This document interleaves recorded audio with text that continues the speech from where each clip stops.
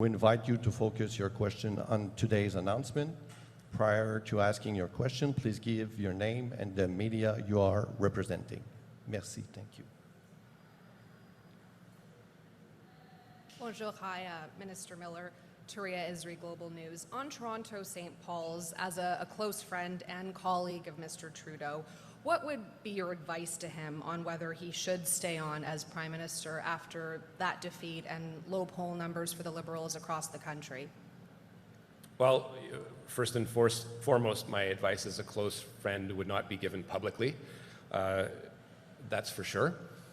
Second, my advice to him as a minister and as a colleague professionally is absolutely to stay on. This is a loss. Let's not minimize the loss. I think a lot of us have to take a step back and give our heads a shake, screw it on a little better,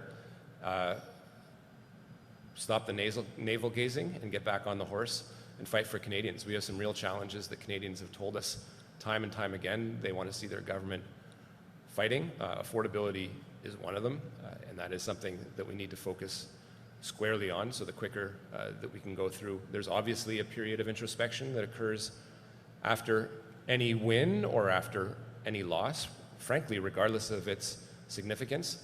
It is an important process to go through, but the quicker that we can get back on the horse and keep fighting for Canadians, I think the better. The Prime Minister is the person that is the best placed to take the fight to Pierre Poilievre, someone that has a completely different view of what our country looks like and the direction that it's going in. I think quite a negative one. I love my country.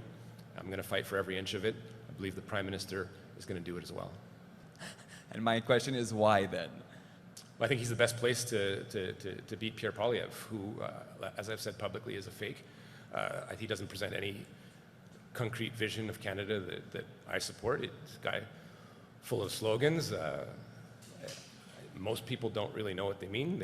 They may be catchy, but he reminds me of a wrestling manager from the 80s, just yelling slogans with the heel, and everyone likes to boo or to cheer. I mean, this is just, I don't know why this has become the state of Canadian politics, but that's the reality of what I see. It's not a WWF match. This is reality. Canadians are suffering, and we need to fight for them.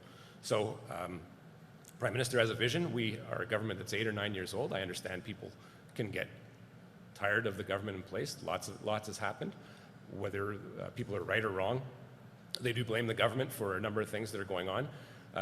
Isn't a question of blaming, but that's the reality that people are feeling. We got a message that was loud and clear from Toronto St. Paul's. That was what was considered a quote-unquote safe riding. We should absolutely never take anything for granted as a government, and we need to listen to the people that voted in the way they voted, screw our heads on better, and then move on.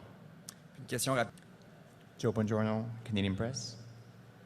So, how can the government appeal to voters who support Mr. Poilievre when members of the government, including yourself, have called him things like a snake oil salesman or, as you said earlier, a wrestling manager from the 80s?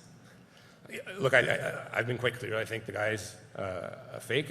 We shouldn't focus too much on this guy. I think Canadians are smart, and as I've said, Canadians have pretty good bullshit detectors, and they know when they're being bullshitted. And that's just the reality of things. I think over the course of the year, people will realize that. And I trust, you got to trust Canadians. They sent us a message on, earlier yesterday morning, and that's a message that we can't ignore. So, yes, we have someone that is peddling politics that we have not seen in Canada in my lifetime, but I don't think in the history of Canada. He's imported it from the South in his own style, and it works for him. So let it work for him. Let Canadians be the judge. We also have a job to govern over the next year, and that means actually doing the work. Canadians are frustrated with us for their own reasons that have nothing to do with Pierre Poilievre. He's weaponizing that. Let's be clear about that. But let's also talk about visions of Canada. I love my country. I'm going to fight for every inch of it. And just one more question. So what's your message to fellow Liberals who are talking about a leadership change? That's a message I'll keep internally. Thank you. Thomas Mercier, Cogeco Nouvelles. Dernière question, s'il vous plaît, M. Miller.